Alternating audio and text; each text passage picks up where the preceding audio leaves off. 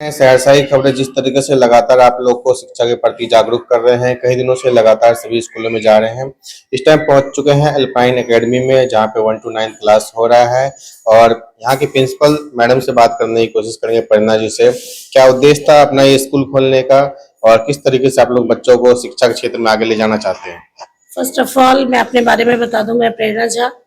मैंने अपना 10th और 12th आगरा से किया है। Then after I have done my graduation from Nainital university. Masters मैंने बॉम्बे से किया है। 8 साल मैंने बचपन को एज अ मदर चलाया है और शहर में ज्यादातर लोग मुझे जो जानते हैं वो बचपन की मदर के नाम से जानते हैं, जहां मैंने बहुत शिद्दत से काम किया और बहुत अच्छे डायरेक्टर भी मिले। मेरा मोटो सिर्फ इतना था कि एज ए एम्प्लॉई मोटिवेट करके मैं एडमिशन तो ले लेती हूँ, लेकिन उसके बाद की जो परेशानियां पेरेंट्स को होती है वो मैं सॉल्व नहीं कर पाती थी एज ए एम्प्लॉई। जैसे पेरेंट्स को रहता है कि आपने एडमिशन लिया है तो वो चाहते हैं हमको यहाँ छूट मिले, वहां छूट मिले, ऐसे मिले, मैम ये ज्यादा है। तो एज ए एम्प्लॉई आप कभी भी ये नहीं कर सकते हो। सहरसा के पेरेंट्स परेशान होते हैं बुक्स के बर्डन को लेके कि एक एक बच्चे की बुक जो है 4000 5000, ड्रेस को लेके 3-4 तरह का ड्रेस अगर स्कूल चला रही है उसका जो रेट होता है एक गार्जियन को 4000 5000 उसका पड़ जाता है।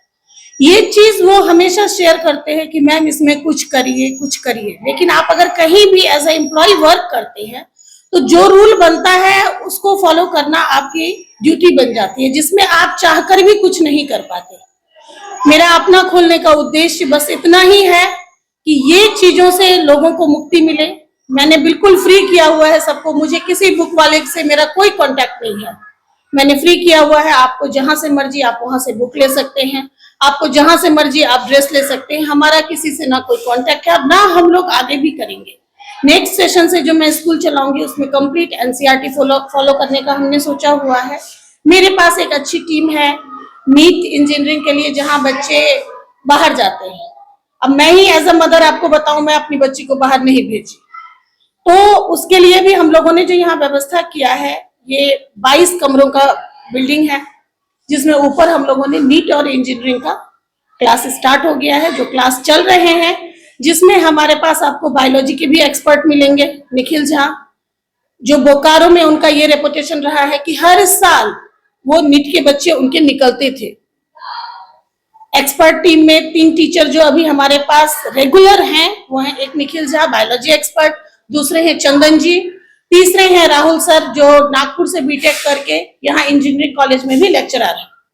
ठीक, और इसमें भी हम लोग ओपनली सबको कह रहे हैं कि आप ऐसा ना सोचें कि आप आएंगे तो हमारे ग्रिप में फंसेंगे, बिल्कुल नहीं। टू बी वेरी फ्रैंक, आप आइए, ट्रायल क्लास लीजिए, हमें फीडबैक दीजिए, आप रेगुलर करिए या ना करिए। बिकॉज किसी भी पेरेंट्स का कंप्लेन जो है वो एक स्कूल के लिए सजेशन होता है। अगर आप उसको फॉलो करते हैं, पैसा कम कमाइए लेकिन प्रतिष्ठा कमाइए। एजुकेशन यही कहती है। एजुकेशन जो इस वक्त मैं देख रही हूँ, मेरा जो एक्सपीरियंस रहा है, दैट इज कंप्लीट स्मगलिंग। तो ऐसी चीजें नहीं होनी चाहिए। और आपके सहरसा में है इतना कुछ, जितना बिहार के बच्चे बाहर जाके पैसा खर्च करके पढ़ते हैं, इतना किसी अदर स्टेट का नहीं पढ़ता। ये आप देख लीजिए कि कहाँ के बच्चे आपको, फॉरेन में भी बिहार के ही बच्चे मिलेंगे, बेंगलोर जाइएगा बिहार के बच्चे मिलेंगे, दिल्ली में भी बिहार, कोटा, एलन, हर जगह बिहार के बच्चे। चाहे पेरेंट्स मकई बेच के दें या मूंग बेच के दें, लेकिन वो शिद्दत से पैसा देते हैं एक उम्मीद के साथ, हमारा बच्चा पढ़े। तो बच्चों के लिए ये चीज, उनका जो आईना है वो पेरेंट्स को सही दिखाइए। ऐसा मत करिए कि बच्चा नहीं भी पढ़ रहा है लेकिन मेरे पास पैसा आ रहा है, दैट्स इट। ये चीज मत करिए, ये करना बिल्कुल कतई गलत है, क्योंकि जो बहुत मेहनत से पैसा देते हैं उनके साथ ये करना नाइंसाफी हो जाती है। और मैं हमेशा, आज आप लोग मेरा इंटरव्यू लेने आए हैं, लेकिन अगर कभी आप लोगों को इस शहर में पता चले कि प्रेरणा झा भी ऐसा कर रही हैं, तो you are always free to come here. आकर मुझसे आप डायरेक्ट कंप्लेन करिए, मैम आपने तो इस इंटरव्यू में ये रिकॉर्डिंग रखी, आपने ऐसा बोला था। लेकिन राइट नाउ आप भी तो उसी में शामिल हो गई, तो आपको मैं ये बिल्कुल फ्रीडम देती हूँ। आप जहां भी रहिएगा ये चीज आप ध्यान रखिएगा, आपको मेरे तरफ से ये चीज नहीं मिलेगा। स्कूल तो सर मैडम जो यहाँ सहरसा में बहुत ज्यादा खुले हुए हैं, एकेडमी में बहुत ज्यादा है, रिजल्ट जो है मायने रखता है। मोस्ट इम्पोर्टेंट जो रिजल्ट है, किस तरीके से रिजल्ट अल्पाइन एकेडमी में बच्चों को आने वाले हैं? देखिए सर, अभी तो अल्पाइन एकेडमी हमने शुरू किया है 16 मई से। 16 मई से हमने शुरू किया है, तो 16 मई से इतनी जल्दी तो मैं आपको नहीं दे सकती। जैसे मेरा अभी फोकस है, मेरे पास जो भी बच्चे हैं उन बच्चों को इस सेशन हमने साफ बोल दिया है एडमिशन 0। मेरा जो बच्चा है, मेन पब्लिसिटी आपकी जो होती है वो ये होती है, जो है उसको तैयार करिए, नेक्स्ट सेशन में लोग खुद आएंगे। माउथ पब्लिसिटी से बेटर ना कभी कोई पब्लिसिटी रहा है ना रहेगा। अगर आप होर्डिंग्स, बोर्ड ये सब सोच के चमक धमक दिखा के चाहेंगे तो आएगा और जाएगा। आना और जाना ये एक बैड रिमार्क होता है। आपके पास जो है उनको पकड़ने की कोशिश करें। मेरी कोशिश ये रहेगी हमेशा कि नर्सरी में अगर मेरे यहाँ बच्चा आया है तो वो 10th करके मेरे यहाँ से जाए। मैं ये नहीं चाहूंगी कि वो मेरे पास ट्रायल करने आए और जाए। ट्रायल सिर्फ इसलिए है कि इस साल मेरा जो कोचिंग है उसमें आप आइए, मेरे स्कूल में आप आइए। आप मेरा 10 बच्चा अगर एक क्लास में पढ़ रहा है, अगर 5 बच्चा आके पढ़ के चला ही जाएगा तो क्या जाएगा? मेरा कुछ भी नहीं जाएगा। लेकिन रिलेशन किसी से हमको खराब नहीं करना। मेरे यहाँ से जो जाए उसके साथ भी ऐसा रिलेशन हो कि वो अगर निगेटिव भी बोलना चाहे तो वो बोले नहीं, क्योंकि निगेटिव एक तरह से बहुत अच्छा था। आप अगर किसी के लिए भी निगेटिव बोलते हो, किसी स्टाफ के लिए, किसी टीचर के लिए, किसी फैकल्टी के लिए, तो वो उस स्टाफ के लिए पॉजिटिव जाता है। तो इसलिए निगेटिविटी से बचना चाहिए। अपने तरफ से आप अच्छा करके देंगे तो सामने वाला जरूर कहेगा नहीं बहुत अच्छे लोग हैं। वो अपना बच्चा नहीं देगा लेकिन हमको जरूर कहीं से 4 बच्चा देगा। मैं इस चीज पे काम करना चाहती हूँ और करती रहूंगी। तो शिक्षा के क्षेत्र में जहां लोगों ने बिजनेस बना रखा है शिक्षा को, वहां पे अल्पाइन एकेडमी शिक्षा के साथ संस्कार और सही मायने में क्वालिटी ऑफ एजुकेशन दे रही है। कौन कौन से बच्चे अपने अल्पाइन एकेडमी एडमिशन करवा सकते हैं, कहां से कहां तक? नर्सरी से लेके 9 तक। और उसके बाद फिर अपना कोचिंग है जी। उसके बाद देखिए 9 जो अभी तक मेरे पास इस साल 9 तक बच्चा है, 9 मेरा जो पास आउट होगा वो ऑटोमेटिकली अपग्रेड हो जाएगा 10 में। 11 12 हमारे यहाँ ना अभी है ना अगले 5 सालों तक हम ये सब काम करने वाले हैं, अभी करेंगे भी नहीं सर। 10th तक हमारे यहाँ क्लास रेगुलर चलेगा।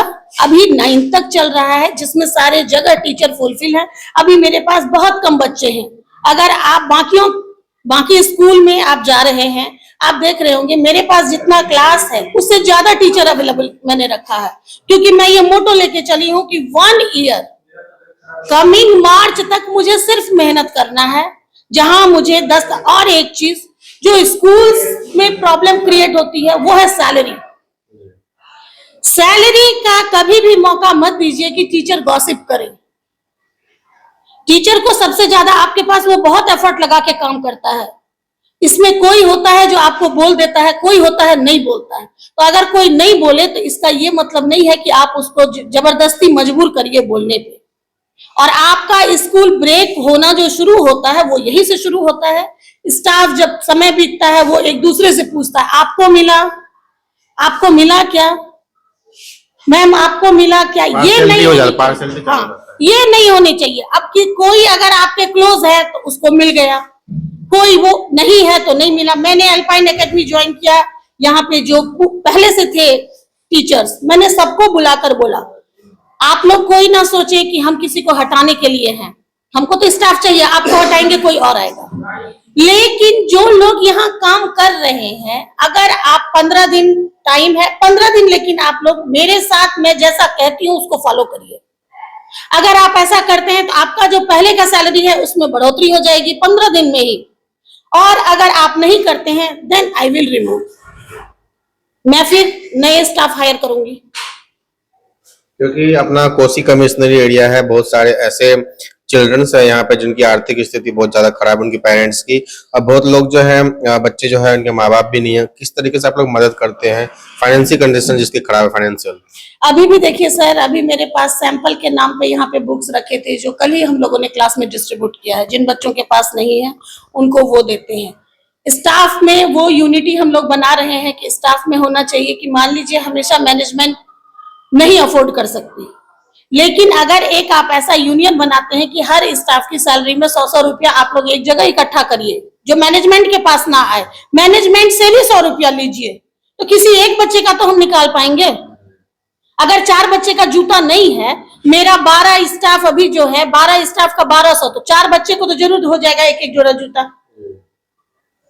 तो ये सब चीजें हैं सर सोचने पे, लेकिन जब हम ज्यादा से ज्यादा चाहेंगे मेरा मुनाफा हो तो हम कभी भी किसी के लिए कुछ नहीं सोच सकते।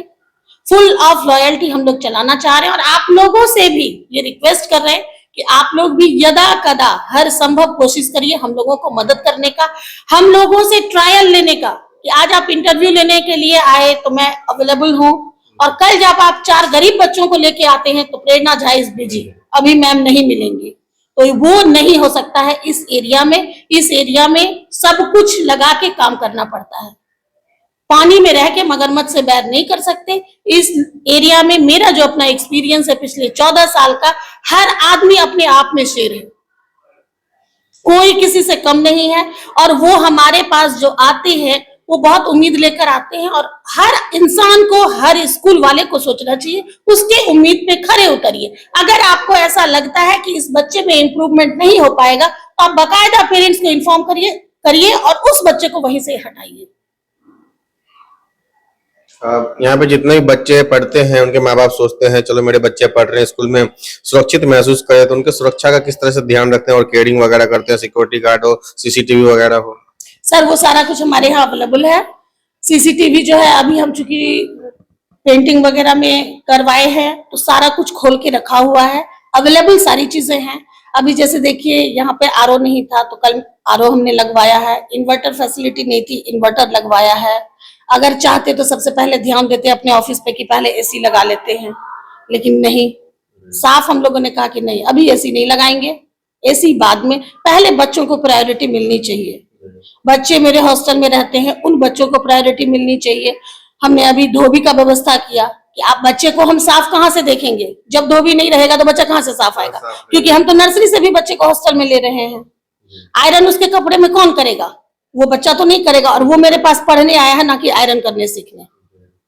जब नहीं होगा और हम उसको पनिश करेंगे तो वो बच्चा तो आयरन रखना शुरू करेगा। तो इस वजह से हम लोगों ने धोबी, परमानेंट स्वीपर जो 24/7 यहाँ पे साफ सफाई करे, सिक्योरिटी गार्ड, आप ऊपर हमारा हॉस्टल देखिएगा चारों तरफ बंद है, हवादार है रहे, इस वजह से ग्रिलिंग सिस्टम है, कहीं से कहीं तक ये सब बात नहीं है। बाकी होने के लिए तो आप कुछ कह नहीं सकते, वो तो कहीं से भी कुछ भी हो सकता है। बच्चों के लिए हॉस्टल तो बहुत है अपने जिले में, पर जो सही प्रॉपर है उसको मील मिले, प्रोटीन के साथ कार्ब्स मिले और भी सारे कैल्शियम मिले, कि इस तरह का मील का आप लोग ध्यान रखें? हाँ जी, मेरे मील में आपको मेन्यू में प्रॉपर डाइट मिलेगा, जिसमें स्प्राउट्स भी है, जिसमें सैलड भी है, कि हम बच्चे को पढ़ा रहे हैं लेकिन बच्चे को सलाद नहीं दे रहे, मैंने ऐसा देखा है।